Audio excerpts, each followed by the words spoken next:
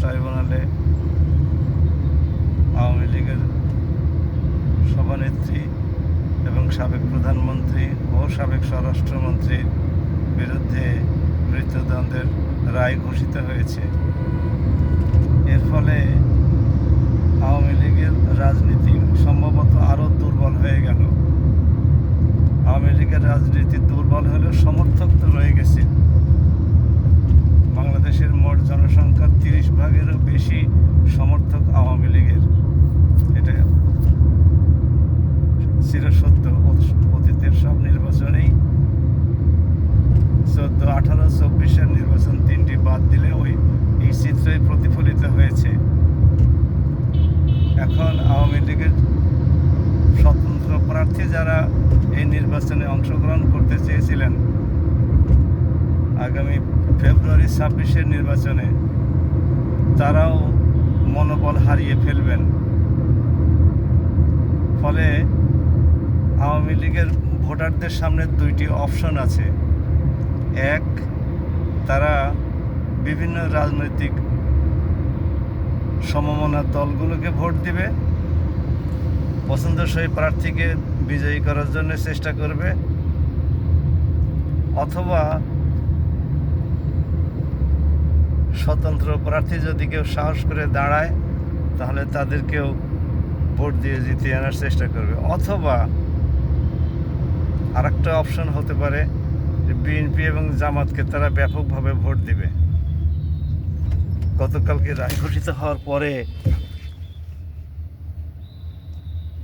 BNP এবং জামাত উভয় বড় দলই অত্যন্ত সতর্কভাবে তাদের প্রতিক্রিয়া ব্যক্ত করেছে। তবে বিএনপির নেতাদের কথাবার্তায় কিছুটা হলেও হতাশার ছাপ লক্ষ্য করা গেছে। জামাত ছিল অত্যন্ত উৎফুল্ল, কারণ জামাতের ব্যথা তো অনেক বেশি। কেননা এই আন্তর্জাতিক অপরাধ ট্রাইব্যুনালেই জামাতের শীর্ষস্থানীয় আলেম ওলামা এবং নেতাদেরকে ফাঁসি দেওয়া হয়েছে। সুতরাং জামাতের উচ্ছ্বাস বেশি থাকারই কথা। এখন জামাত বা বিএনপি আওয়ামী ভোটারদের কী পরিমাণ নিজেদের পক্ষে টানতে পারবে সেটা তাদের কৌশলের উপরেই নির্ভর করে। তারা প্রচারণায়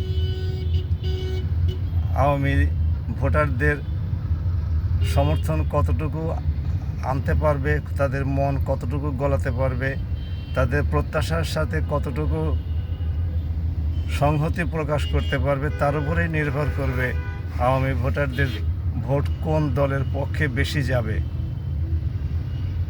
আমরা আগামী নির্বাচন পর্যন্ত আসুন অপেক্ষা করি এবং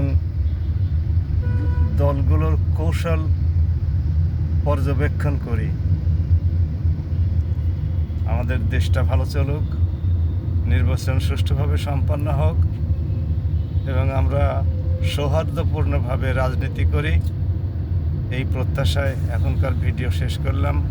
আপনারা মেহরবানি করে আমার ইউটিউব চ্যানেল ডক্টর আতাউরস অ্যানালিসিস এটাতে সাবস্ক্রাইব করুন এবং বেল বাটনে ক্লিক করে রাখুন, তাহলে আমার নোটিফিকেশনগুলো আপনার এবং আপনার বন্ধুদের কাছে চলে যাবে।